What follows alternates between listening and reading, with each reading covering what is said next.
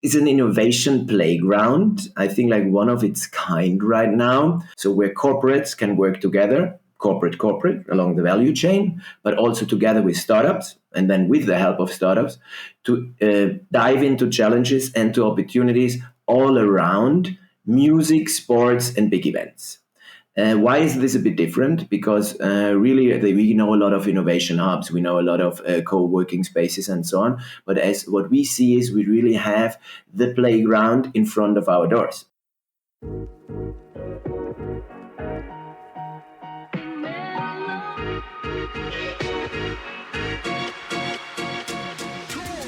This is the SportsTech ALLSTARS podcast, showcasing outstanding startups and initiatives in the global sports tech ecosystem.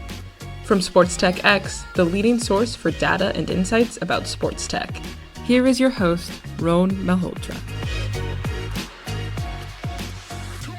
Hi everyone, and welcome to another episode of the SportsTech ALLSTARS podcast. We are in full flow leading up to our next ecosystem report, which will be out at the end of the month. And as you've heard already on this series, we've had a bunch of leaders from the innovation space, people who have set up different innovation initiatives around the catering to sports tech startups specifically, and one new such initiative in a city that I particularly enjoy, in the city of Barcelona, is called the Venue.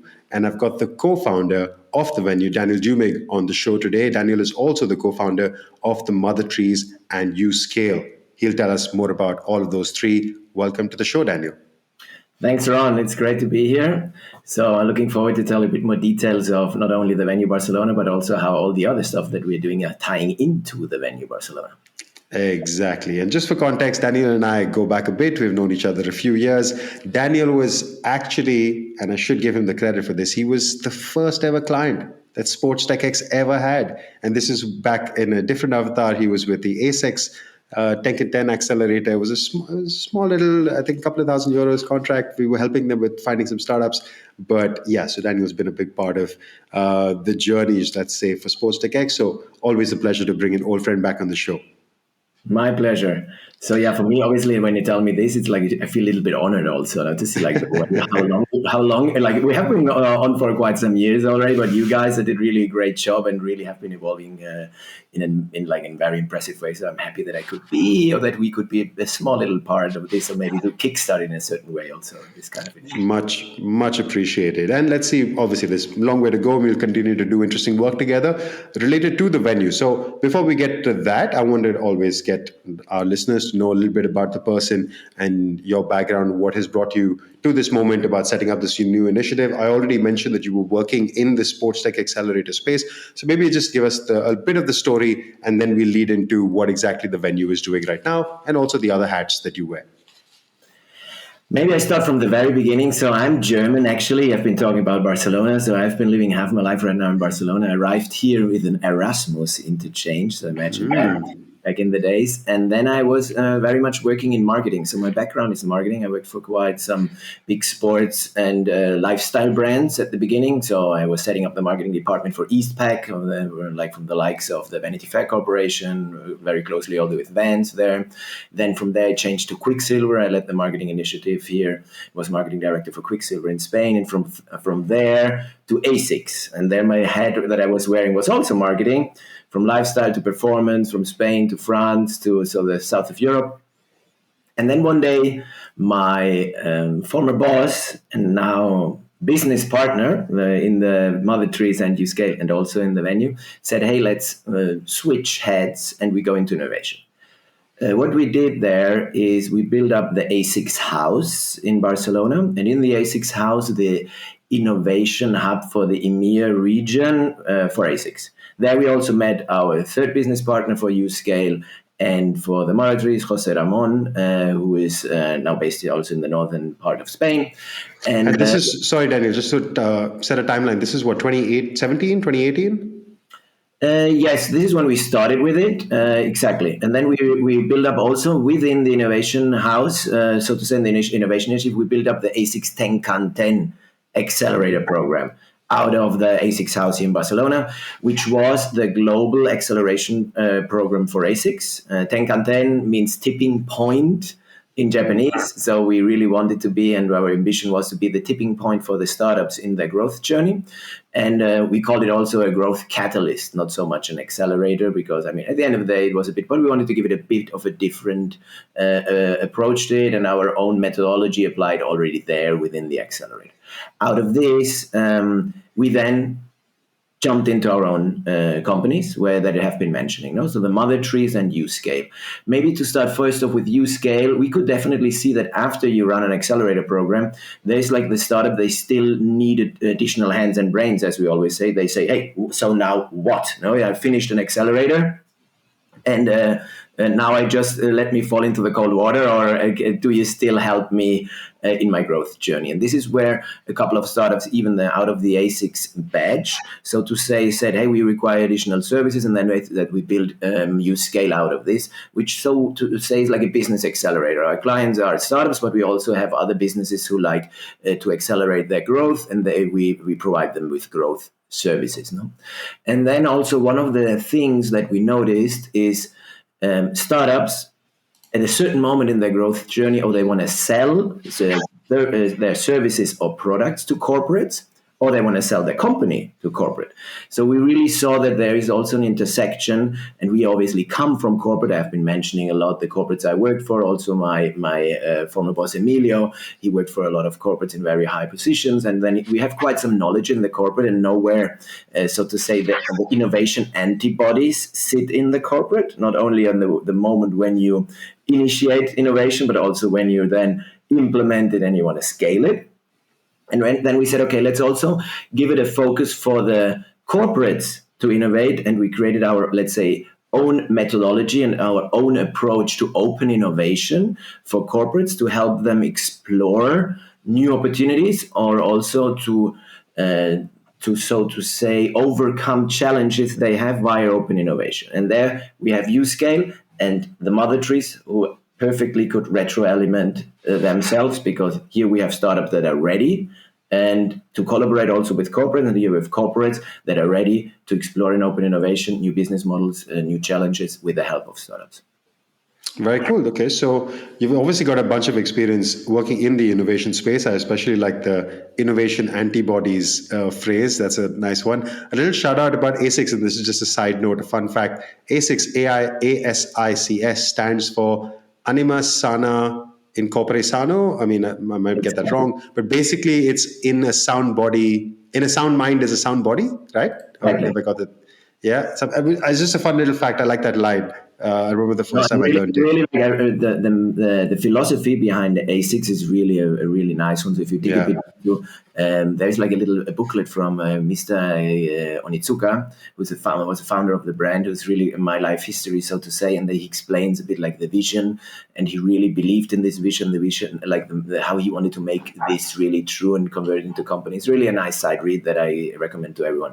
You know, everybody knows the bit like the book about Shoe Dog, about Nike and so on. Yeah. But this little booklet from Asics and from Kiyashiro Onitsuka is also, it's a little more hidden gem in the bookshelf, more difficult to read maybe because translation from Japanese to English is a bit challenging.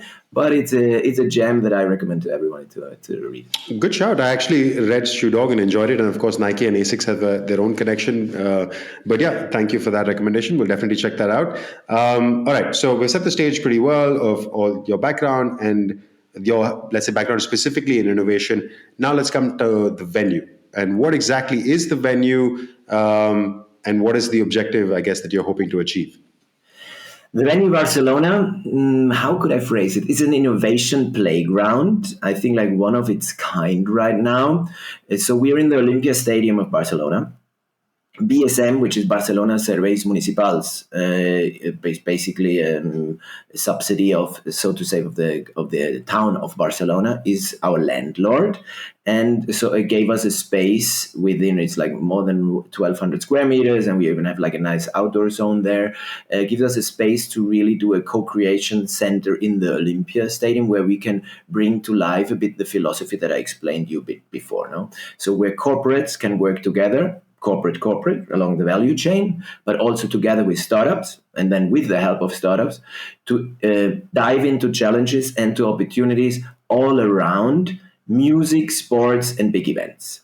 Why is this a bit different? Because really, we know a lot of innovation hubs, we know a lot of co-working spaces and so on. But as what we see is we really have the playground in front of our doors, so in-house. Because we literally 50 meters we walk and we're in the middle of the Olympia Stadium, or we walk 100 meters and we're in the Palau Sant Jordi, which is the Madison Square Gardens of Barcelona. So what we do there is really to create an ecosystem. I mean, it's still to be officially launched, so we already did like a pre-launch, where we bring together a service center for corporates, but also for startups to accelerate their businesses. What I mean with the service center. So we are not the only two companies with U-Skale and the MotherTrees running this. We partnered with two other companies, with B. Bruce, which is a branding agency, and Ongoing, which is a performance marketing agency. And then we also have some lawyers as partners who are also helping them to give a legal framework to whatever we do up there if it's needed. But how do we picture it? No? So with the MotherTrees, as I explained a bit, we have the methodology to create and to, let's say, ideate from the beginning, like a journey of challenges or opportunities we want to explore. So we have a methodology where we bring the corporates on board. We bring even like a combination of corporates on board to develop some kind of ideation stream that comes together in a solution puzzle where we say, okay, we want to test a new solution that can be around everything music, sports, or big events related, which you can imagine when it comes to big events, there's mobility challenges, there's sustainability challenges, there's stuff about fan engagement. And this is what we package when you go to our website a bit into certain verticals that we, let's say, highlight within the venue. Then you come up with a solution. You want to test this solution, a proof of concept. We have a branding agency, so if it's needed, we can dress the bride, so to say, make a proper branding that the product or service we want to test is also presented in the right way to our consumers or to the spectators. And then the performance marketing agency can give the service of, okay, testing it, doing A/B testing, seeing if this thing flies now. And then with our U-Skale company, we can continue pushing the growth journey for the tested solution further on. And as I mentioned before, if there is some legal advice needed, also we have some lawyers in-house. So this is a bit like the service center we give to the challenges we can come up with and to develop. This is the value proposition to corporates, but the same for startups. So if you're part of this ecosystem, you will be able to benefit to not only the ecosystem that we have there, that is the interconnection, but also will be able to participate in these challenges or even test your solutions in this playground that we have around the Olympia Stadium and the Palau Sant Jordi. And let's not forget also, therefore I mentioned before also BSM, Barcelona Serveis Municipals, they're also the landlord of other very interesting venues around the city. You might be familiar maybe from with the Forum area, where all the big festivals also happen, like Primavera Sound, or also I think the Korea Festival. So they are also owners, so to say, of this ground. So if we implement some kind of solution around big events or fan engagement or whatever in one of these verticals, you can also not only test it in the Olympic ring, but also then on other sandboxes around the city. Got it. So you've got, so fair bit to unpack there, but essentially you've got a bunch of problem statements that you create and that you're inviting you're inviting startups to find the solution for, and then as you said, you can dress the bride to take that solution out to market, right? So that's a wonderful use case, but you also have, because of the association with the city, you have various other venues that you can connect and take that solution to around the city of Barcelona. And lastly, but arguably most importantly, this is all set at the historic Olympic Stadium in Montjuic, and of course the Barcelona 92 Olympics, arguably the last really successful Olympics. Wow. Arguably. I mean, it's still one. I think you'll get some comments in the comment section on that one. I have no problem, and I invite them all. But it's one of those, and we could go through all of the Olympics since then. But this is one that has one of the most positive legacies, shall we say? for the city of Barcelona, for the athletes, obviously the dream team. There's so much that you take away from that 92 Olympics. I had the good fortune of actually visiting the Montjuic Olympic Stadium and had our own little small role to play in the mounting of this project when the city of Barcelona wanted to set up some sort of innovation hub back in, I'm talking about I think it was around the time of COVID, 2019, 2020. And we did a bit of research. And it's great to see that project now come to fruition, and then a good friend leading that project. Okay, so I think we've set the stage pretty well. What do the startups who come in get exactly? So they have a place that they can work out of. You mentioned some services.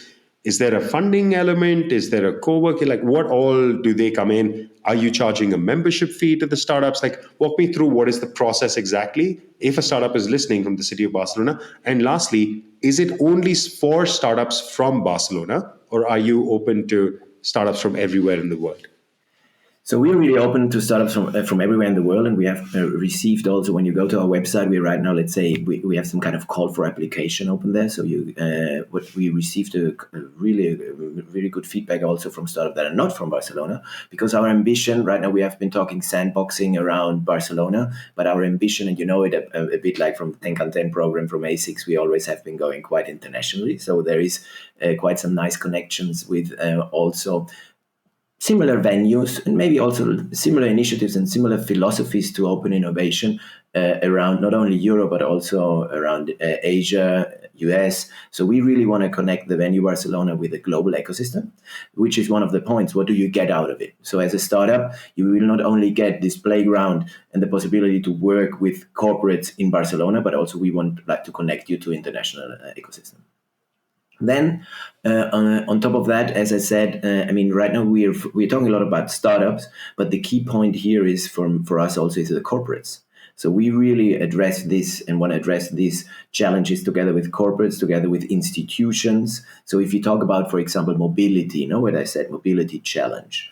It's in every venue you go, I think. Montjuic is a very particular case because it's especially challenging. It's a mountain in the middle of the city. To get there and to get home again and to move to 50, 80,000 people at a certain moment is always a challenge, no? So, but you will as a startup not be able to only tackle this alone. So you will only be able to tackle this challenge together with institutional partners and maybe with bigger corporates. And this is where we come in, no? So we don't only set the playground to say, here you are, you have a sandbox, use it. We facilitate the process. So first of all, to get the institutional partners and corporate partners on board, and then to work together with startups and create this puzzle together and to create a value proposition to test. And this is maybe the really important part. And what else do you get? Obviously, there's a physical space to it, no? But we are no co-working managers, and we don't want to be those. But you can have, and there's a couple of spaces I think still available. As we said, we have a selection process. We also said maybe there were a couple of businesses that were not really, they were only looking for an office space, but not really connected to the ecosystem. And we felt like, okay, maybe it's not the best fit just to fill up the space and then you don't get value for the ecosystem out of it. So if you have a startup in the fields of music, sports, big events, and then also the adjacent industries, which is quite wide, no mobility that can give a solution to, like I just said, or sustainability around big events and so on. Then we're very happy also to offer you a space from where to work from. This space obviously has a cost, but it's a very reduced cost if you compare it to other co-working spaces around the city. It's not where we want to make our money from. We really want to give you then the possibility to engage with us there, and that the challenges, so to say, that we work together with the corporates then will obviously hold the weight of the financial development of the Venue.Barcelona. Apart from that, as I said, the service center I explained to you is also something that you can use as a startup. And it's to say, okay, you want to explore some business acceleration, we can help you from the side of go into branding, go into your performance marketing, go into your growth journey overall. So for a monthly fee also you get, so to say, a top line acceleration and x-ray on your company in all these fields. If you then want to dive deeper into it and you really say, okay, I need additional services on that, then obviously it's a different conversation where we then have to dive deeper in, okay, if you need a really a new logo with a new corporate identity, most probably this will not be included in the normal fee, but then will be a topic apart to discuss. Got it. So there's a physical space, of course. Then there's a bunch of access, of course, the problems and the problem statement and the challenges that they get to participate in. And then I'm sure on top of that, there'll be other things like networking events and like the access that the community that they are joining, that it gives them. Fantastic. Okay.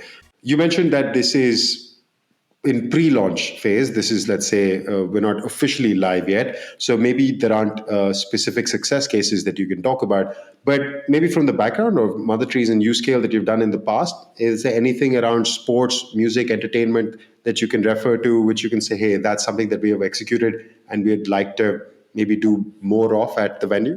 I have actually quite some success cases. So we are in pre-launch, Sure. but we already did some stuff. So we did a little pre-opening. So one of our sponsors is Live Nation, which is also an important thing to see. If you right now have a sandbox, now if you have a playground, then if you have a promoter or whoever organizer of the event, or for example in the Olympia Stadium right now, you know that FC Barcelona is playing there still.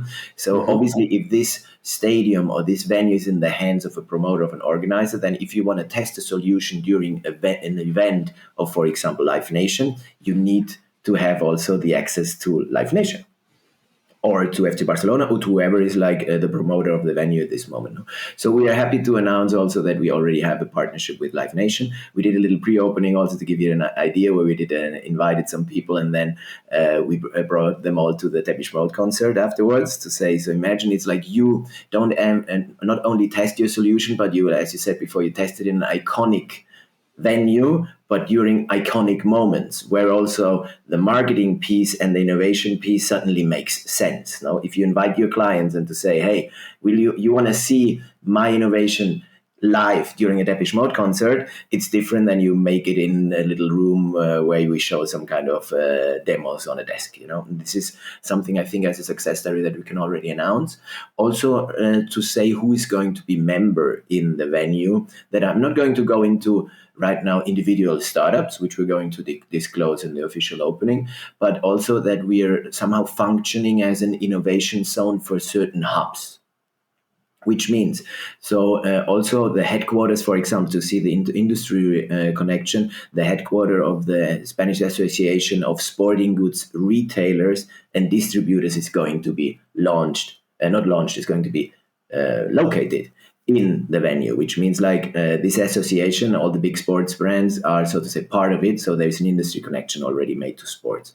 When it comes to innovation, also the headquarters of the Barcelona Music Tech Hub, which is already in its own an association of music tech startups, will be located in the venue. And the same will be for the Barcelona Sports Hub, which also is obviously a cluster for an association of startups in the sports tech business. So you can see the venue is already like welcome and receiving very important, let's say, initiatives that are in themselves somehow innovation propellers that then can give like a totally different leverage to the initiative, not only by hosting individual startups, so to say. And that's super powerful for a city like Barcelona, especially, which is so, let's say, multicultural, and it's a melting pot of various people from different parts of the world.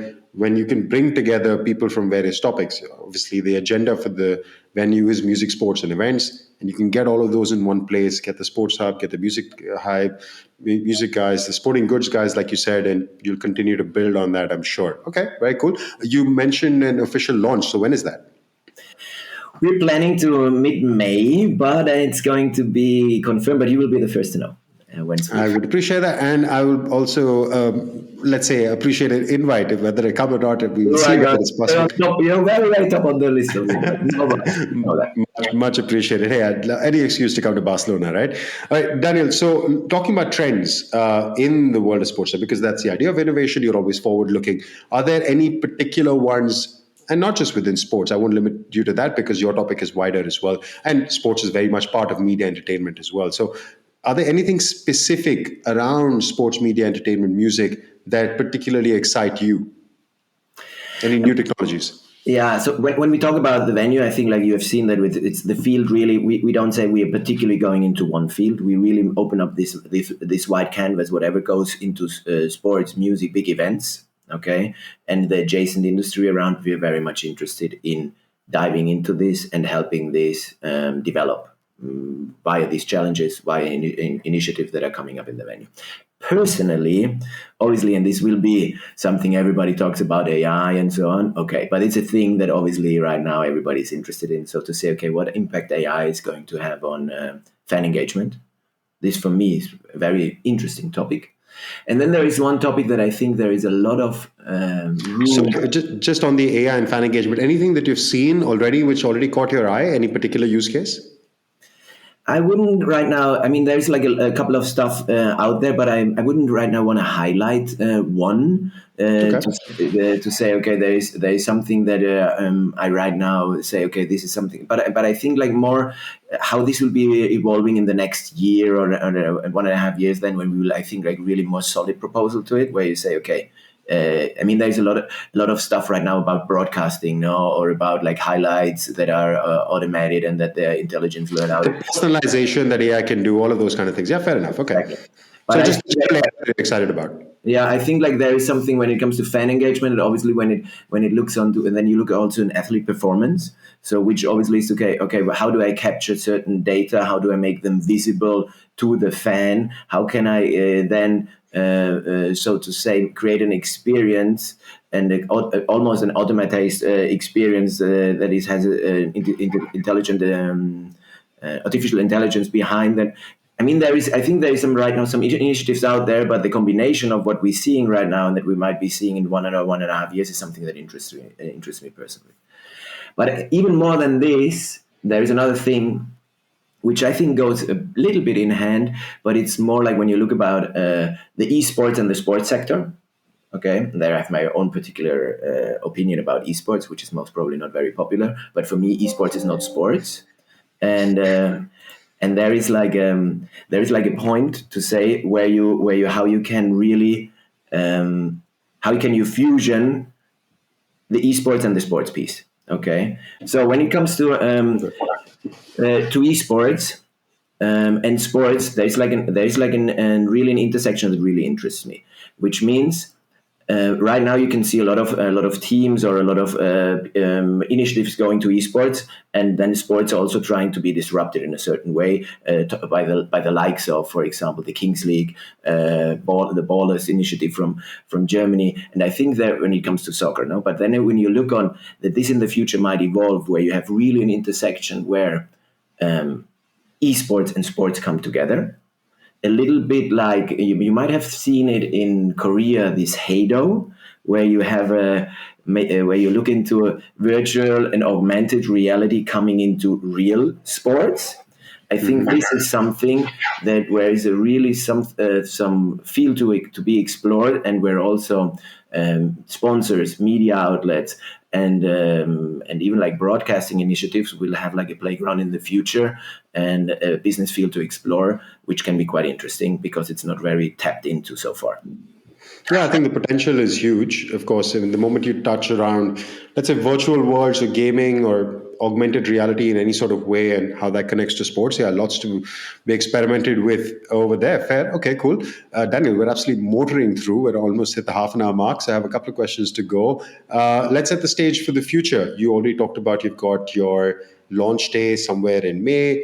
What are the key milestones that you want to hit, or what can we expect to see in the next, say, 12, 18 months from the venue? So first milestone is really official opening to say, okay, let's kick this off. Then to continue building the international ecosystem, to say like that's not only the venue and the sandboxes here around you can tag into, but really to see what other organizations, what other initiatives are interested in bringing the same value proposition to the table. We're already in conversations with quite some interesting ones, which we're going to disclose also very soon.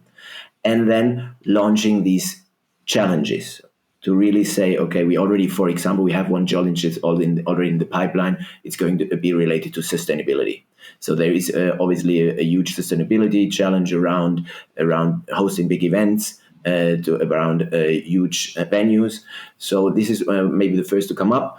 And then when it comes here in Barcelona, in Catalonia, we have emergency of state of water. So water consumption around big events in big venues is something that you right now would be thinking, okay, it's all about sports and music. Yeah, but it's also about big events and it's about big venues. And then another pipeline that we have there's something around mobility. Obviously, it's one of the big challenges. There will be all these kind of calendar of challenges coming up, from fan engagement, even like to food and beverage. How can you improve the experience in food and beverage in big venues and also around big events? That's normally a challenge when you go to a big event. It's like, okay, you pay a lot of money.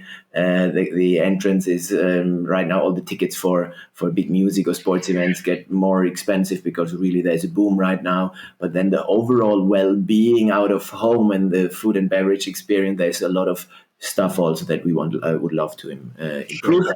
And this is a playground where the corporates along the value chain can work together with startups then to come up with convincing proposal that we would love to host and to test at the venue. And that's basically for us the main action points right now: international ecosystem, and really addressing these opportunities and this business development challenges or opportunities together with the corporate and startup partners. Yeah, of course, to get it up and running. Like once it's there, obviously there's a feel and there's a momentum, and that'll continue to build. Fantastic. All right. Daniel, what is the best way for a startup or a partner to get in touch with you? You mentioned the website already. I believe it is the Venue.Barcelona. That's correct. Exactly. Yeah. So I would really invite everyone to say we're right now for the launch, we will also rework a bit like the website, but for now and also for the future, there will be obviously a contact formula there. So for now, really the best thing to do is you go into the Venue.Barcelona. There is like a segment for corporates. If you say, hey, I would love to know a bit more about these challenges and how I could work together with other corporates on these kind of opportunities, leave us your contact details there. For the same for startups, where we detail a bit like what we're doing also and the way this all ties together. There's also a contact formula. You just put your details there. They will be in touch. We'll dive a bit deeper in what you really need or how we can help you, and then we try to give you the best value proposition and the best help in your growth journey possible. Super. And Daniel, you personally, if there's somebody who wants to reach out to you, maybe LinkedIn is a good place? Yes, you can find me on LinkedIn. We'll drop Daniel's profile in the show notes. Daniel, again, we've absolutely motored through, but that's always fun. The fast talking, but wonderfully eloquent Daniel. It's always a pleasure to chat with you, my friend. Before I let you go, I have one last question, which is my favorite question to ask. I like to believe we're all sports fans first. So I want to know, what has been your favorite sporting moment? Oh, that's a good one. My favorite sporting moment, I come from track and field, so I like football also. But when it comes to track and field, there's going to be the Olympics coming up this year, so for sure I will be watching track and field. That's definitely one thing for me that is one highlight, the Olympic Games there. But I still somehow active myself. So the sporting moment, more than watching, I think I like doing it. So my favorite sporting moment is if you have a nice powder there and a snowboard under your feet. This is a good thing to do. I would love to tell you the same. I come from GSTER with surfing, but my surfboards are there. They haven't seen the water in quite a while, I think. So this catching waves is not happening because I'm more, when you're going to the beach, it's more beach volleyball for me. So a nice spike at beach volleyball or a monster block, this is a favorite moment of the weekend if this happens, I would say. Nice, very cool. So we've said a lot of stuff there, from the track to the snow to the water. It's all over the place. that is for sure, man. Daniel, a man of many talents. Daniel, as I said, it's always a pleasure. Wish you all the best with the venue, of course, and keep us posted. And we'd look forward to all the cool stuff that comes out of that. Yeah, you will be, as I said, you will be the first to know. So happy really to share with you the things that are coming up. And thanks for having me. Looking forward to it. That's a wrap for another episode, guys. Always a pleasure to chat with good people doing good work in the sports tech ecosystem, especially when it's in cool cities like Barcelona. Definitely get in touch with the venue if you're in and around the area. All right, we have more to come in this series, I'm sure. So see you guys next week. Ciao. Thanks for listening to the SportsTech ALLSTARS podcast with Rowan Malhotra. If you like our show, let us know and leave a review. And if you want to know more about us, check out SportsTechX.com, where you can find our latest industry reports and updates. For a deeper dive into all things sports tech, check out our comprehensive database, SportsTech DB, at SportsTechDB.com. Don't forget to follow us on social media. You can find us at SportsTechX on Instagram, Twitter, LinkedIn, and Facebook. Join us next time for another insightful conversation with a leader in sports tech.